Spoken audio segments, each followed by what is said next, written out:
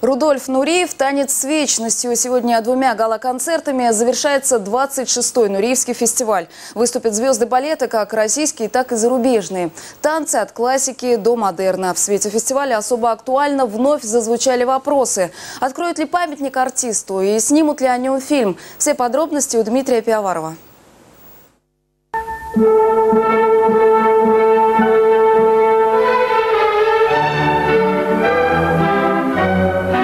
Эти кадры уже видели многие. К сожалению, это то единственное немногое, что запечатлело Рудольфа Нуриева в Казани. Его встречи с родственниками, двоюродными сестрами и просто земляками. Пожалуйста, смотрите не на танцоров, а смотрите на дирижера и слушайте. Гала-концерты в честь Нуриева – это в первую очередь встречи со знаковыми именами. В этом году это топовый Николай Цискоридзе в роли ведущего, неизменная Илза Лиепа со своим шлейфом воспоминаний от дягилевских сезонов и неизвестные доселе коллективы, например, участники Гарлемского балета из США, у истоков которого стоял Джордж Баланчин.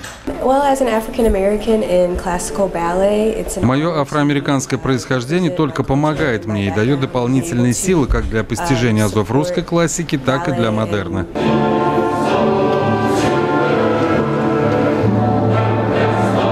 У каждого своя судьба, которая ведет по жизни и не дает сворачивать с однажды выбранного пути. Вступительный номер «Фортуна» в постановке Александра Полубенцева – это своего рода эпитафия танцовщику и его роли в истории мировой культуры.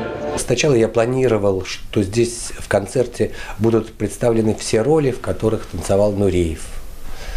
Но по независящим от меня причинам, в связи с тем, что одни артисты могли, других не отпускали, третьи сломали себе ногу, четвертый уехал на гастроли. Вот, это такой как бы не спектакль, посвященный Нуриеву, это гала-концерт, но где сквозной как бы линии проходит дань памяти и преклонение перед великим артистом. Именно может быть то, что вот рок, судьба, фортуна – это как игра. И то есть как бы я сама решаю, как бы, кому быть в игре, кому быть проигравшим. То есть вот именно какую-то власть, что ли, может быть, чувствую. Вот, наверное, так. Как и Национальная опера Украины, имеющий прочный ангажемент в Казани, уверенно заявляет о себе носитель еще одного интернационального коллектива – Национального балета Нидерландов. Они все очень разные, и им есть с кем посоревноваться. У нас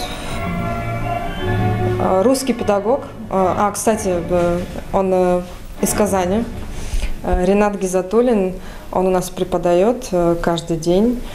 Вот. У нас хорошие, большие профессионалы, но в основном французы, голландцы. Окидывая фестивальный марафон, можно выбрать собственных фаворитов исполнительского мастерства, так и спектакли, косвенно относящие нас к самому Нуриеву. «Корсар» – один из самых-самых, где Нуриев танцевал раба. А может быть и «Байдерка», или «Жизель», или «Вечное и бесконечное Лебединое озеро», по аккордам которого и строится представление европейцев о российском искусстве.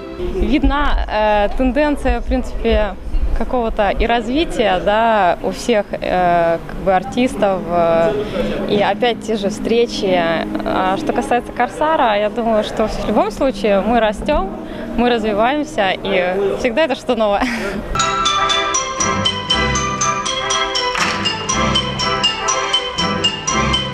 Фестивальный старт был дан «Спартаком». Густонаселенный проект оценили высоко в Голландии в год 400-летия дипломатических отношений королевства и России. Новые казанские звезды расширяют границы своих возможностей, попадая в предлагаемые обстоятельства. Могут простить Большому театру ошибку. Могут простить Мариинскому театру какие-то ошибки, там и даже не то качество. Нам это никто не простит. Нам это не... Мы каждый раз должны доказывать, что мы лучшие. И, в принципе, нам это удается, потому что все-таки 20 лет мы ездим на гастроли. Это уже показатель того, что наши труппе доверяют и верят.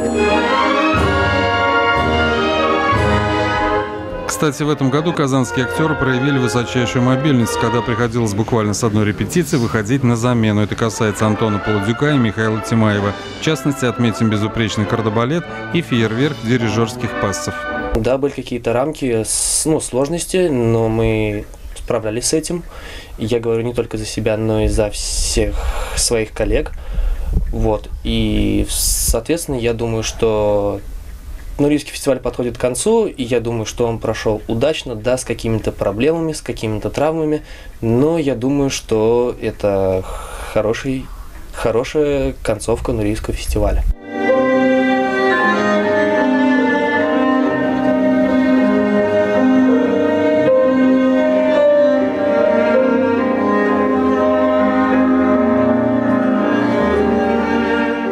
«26-й фестиваль открылся блокбастером «Спартак». На очереди еще одна громкая постановка о Золотой Орде. Но это будет совсем другая история. Дмитрий Пивоваров, Дмитрий Рыженко, телеканал «Эфир».